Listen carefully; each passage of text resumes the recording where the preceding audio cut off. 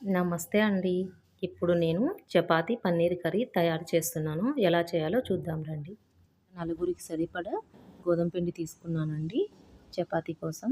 ఇప్పుడు ఆయిల్ వేసి కొద్దిగా కొద్దిగా వాటర్ పోసుకుంటూ చపాతీ ముద్దల తడుపుకొని పెట్టుకున్నాను. ఇది చపాతీ తడుపుకొని పక్కన పెట్టుకుంటున్నాను. ఇప్పుడు ఒక ప్యాన్ పెట్టి అందులో 1 స్పూన్ ఆయిల్ వేసి 3 ఎర్రగడ్డలు మీడియం సైజ్వి కట్ చేసి ముక్కలుగా కట్ చేసి పెట్టుకున్నాను. ఇవి ఆయిల్లో వేయించుకోవాలి. ఇవి దోరగా వేగిన తర్వాత 10 జీడిపప్పులు తీసుకుంటున్నాను. ఇది కొద్దిగా అలాగ వేయించుకొనేసి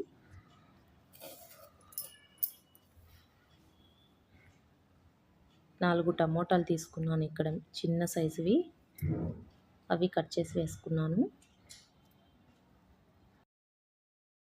1 బిర్యానీ ఆకు, 2 చెక్క, 5 లవంగాలు చిన్నవి, 2 యాలక్కలు వేసి ఇవి కలుపుకొని మగ్గించుకుందాము. లిడ్ పెట్టి కొద్దిసేపు మగ్గించుకుందామండి.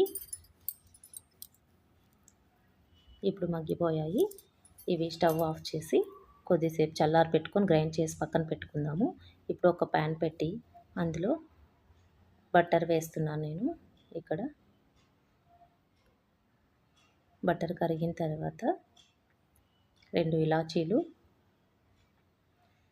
4 లవంగాలు, 1 ఇంచు చెక్క, హాఫ్ స్పూన్ సాజీరా, 2 బిర్యానీ ఆకులు. ఇవి కొద్దిగా వేగాక 2 ఉల్లిపాయలు కట్ చేసి పెట్టుకున్నాను చిన్నవి. ఇవి దోరగా వేయించుకోవాలి.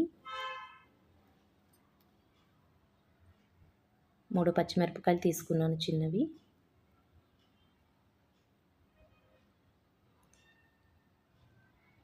ఈ పచ్చిమిరపకాయలు మగ్గిన తర్వాత 1 స్పూన్ అల్లం వెల్లుల్లి పేస్ట్ వేసుకున్నాను. ఫ్రెష్ అల్లం వెల్లుల్లి పేస్టు అప్పటికప్పుడు దంచి వేసుకోవాలి. ఇప్పుడు 2 స్పూన్స్ కారం వేసుకొని తగినంత ఉప్పు, 1 స్పూన్ ధనియాల పొడి, ఇవన్నీ కొద్దిగా చిన్నగా కలుపుకోవాలి. ఇదిగోండి, ఇది ఈలోగా ఇవన్నీ చల్లారిపోయాయి కదా, ఇవి మిక్సీ పట్టుకుందాము.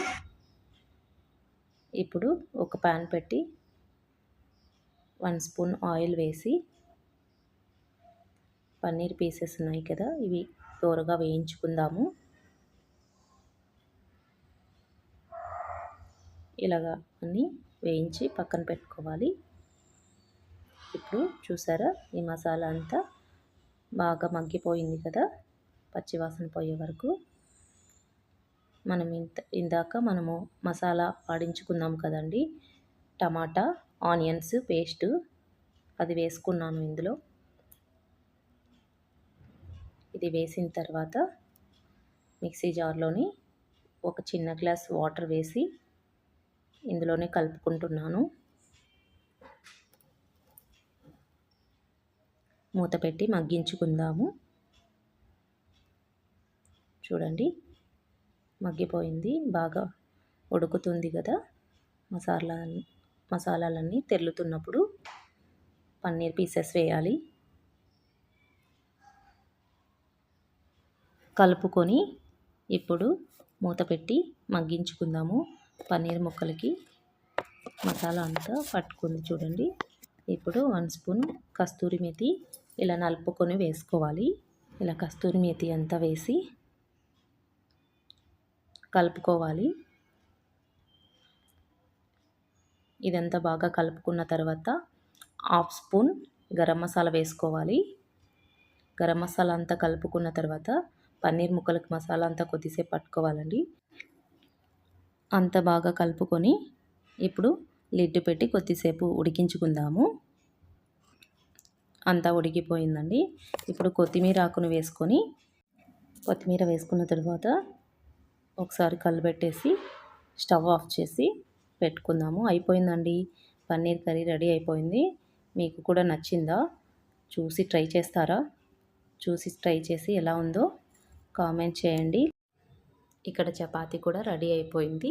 ఇంతేనండి, చపాతీ పన్నీర్ కర్రీ రెడీ అయిపోయింది. చూసి ఎలా ఉందో ట్రై చేయండి.